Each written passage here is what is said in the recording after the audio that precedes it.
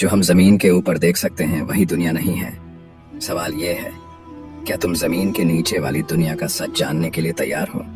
रामनगर के बाहरी इलाके में एक मेगा प्रोजेक्ट के तहत नई मेट्रो लाइन की खुदाई चल रही थी। यह प्रोजेक्ट शहर के विकास के लिए बहुत जरूरी था, इसीलिए सैकड़ों मजदूर दिन रात खुदाई में लगे हुए थे।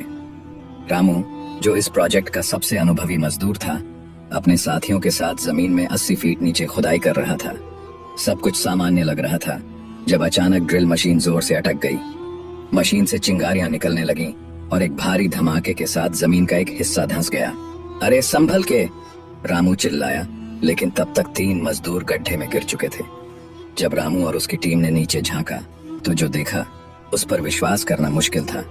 वहां एक अंधेरी सुरंग थी, लेकिन अंदर से हल्की नीली रोशनी आ रही थी, जैसे कोई दूसरी दुनिया अंदर बसी हो। रामू ने अपनी टॉर्च निकाली और रस्सियों की मदद से नीचे उतरने का फैसला किया। उसके साथ 2 और मजदूर, रघु और इमरान, भी उसके पीछे गड्ढे में कूद गए। नीचे उतरते ही उन्होंने देखा कि दीवारों पर अजीब आकृतियां बनी हुई थीं, जैसे कोई प्राचीन भाषा। ये कैसा अजीबोगरीब इलाका है? इमरान ने फुसफुसाकर कहा। सामने एक पत्थर का दरवाजा था, जिस पर रक्त लाल रंग से अजीब चिन्ह बने हुए थे। रामू ने दरवाजे को छुआ और जैसे ही उसने हल्का धक्का दिया, दरवाजा अचानक खुद ब खुद खुल गया। जैसे ही दरवाजा खुला, भीतर से एक ठंडी हवा का झोंका आया और सबके रोंगटे खड़े हो गए। अंदर घुप अंधेरा था, लेकिन फर्श पर हल्की नीली रोशनी चल रही थी, जैसे किसी ने उसे सदियों पहले जादू से रोशन किया हो। रामू, रघु और इमरान हिम्मत करके अंदर गए। जैसे ही उन्होंने अंदर कदम रखा, उनके पीछे दरवाजा खुद ब खुद बंद हो गया। अब हम वापस कैसे जाएंगे? रघु घबराकर बोला। अचानक अंधेरे में 2 चमकती आंखें नजर आईं। कौन हो तुम? एक गूंजती हुई आवाज आई। रामू ने टॉर्च उस दिशा में घुमाई और जो उन्होंने देखा उसने उनके होश उड़ा दिए। एक अजीब जीव उनके सामने खड़ा था। वह इंसानों जैसा था, लेकिन उसकी त्वचा धातु की तरह चमकदार थी। आंखें पूरी तरह काली थीं और उसके शरीर से नीली रोशनी निकल रही थी। हम मजदूर हैं, हम यहाँ गलती से आ गए, रामू ने कांपती आवाज में कहा। वह अजीब प्राणी कुछ पल चुप रहा, फिर उसने कहा, तुम्हें यहाँ नहीं आना चाहिए था। अब कोई रास्ता नहीं बचा। अब क्या होगा? क्या रामू और उसकी टीम इस अनजान दुनिया से बाहर निकल पाएगी? रामू, रघु और इमरान सदमे में खड़े थे। सामने खड़ा रहस्यमयी प्राणी इंसानों जैसा था, लेकिन फिर भी अलग। तुम लोग कहां से आए हो? वह अजीब प्राणी गहरी आवाज में बोला। रामू ने हिम्मत जुटाकर कहा, हम मजदूर हैं, मेट्रो की खुदाई कर रहे थे और अचानक ये गड्ढा बन गया। हम गलती से यहाँ गिर गए। अचानक उस प्राणी ने अपने हाथ उठाए और हवा में कुछ अजीब लकीरें खींची। एक पल में चारों ओर की दीवारों पर नीली रोशनी दौड़ने लगी और वहां की संरचनाएं साफ दिखाई देने लगी। तुम लोग हमारी दुनिया में घुस आए हो और अब कोई भी तुम्हें यहाँ से वापस नहीं ले जा सकता। इतना कहते ही तीनों मजदूरों के पैरों के नीचे की जमीन अचानक हिलने लगी। वे संतुलन नहीं बना सके और एक गहरी सुरंग में नीचे गिर पड़े। रामू, रघु और इमरान को होश आया तो उन्होंने खुद को एक बड़े कांच के पिंजरे में कैद पाया। पिंजरे के चारों ओर सैकड़ों अजीबोगरीब जीव खड़े थे। ये कौन सी जगह है?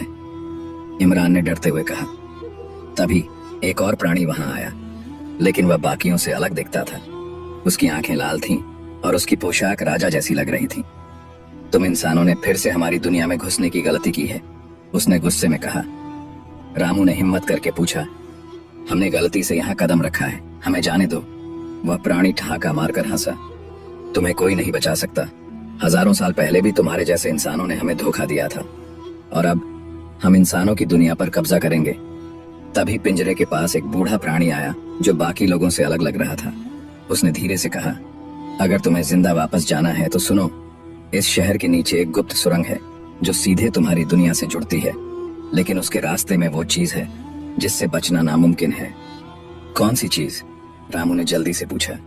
बूढ़े ने कांपती आवाज में कहा, राक्षस, वो जो इस जगह का असली मालिक है। इमरान के चेहरे पर डर साफ नजर आ रहा था। क्या सच में इस जगह के नीचे कोई राक्षस था? बूढ़े प्राणी ने धीरे से कहा, अगर तुम्हें बचना है तो इस शहर के सबसे पुराने मंदिर की तह तक जाना होगा। वहां एक गुप्त दरवाजा है, लेकिन याद रखना, अगर राक्षस जाग गया तो कोई भी जिंदा नहीं बचेगा। रामू ने गहरी सांस ली और कहा, हम तैयार हैं, हमें वहां ले चलो। बूढ़े ने धीरे से पिंजरे का लॉक खोला और तीनों को बाहर निकाल दिया। वे धीरे धीरे गुप्त सुरंग की ओर बढ़ने लगे, लेकिन तभी पीछे से एक भयानक गूंज उठी। कौन मेरी नींद में खलल डालने आया है? पूरा शहर हिलने लगा। चारों ओर भगदड़ मच गई। राक्षस जाग चुका था। जैसे ही तीनों ने पीछे देखा, उनके पैरों तले जमीन खिसक गई। एक भीमकाय काली आकृति अंधेरे से निकल रही थी। उसकी आंखें आग जैसी जल रही थीं और उसके पंजे इतने बड़े थे कि एक ही वार में किसी भी चीज को कुचल सकते थे। तुम इंसानों को जीने का कोई हक नहीं। राक्षस गर्जा और बिजली की गति से उनकी ओर बढ़ा।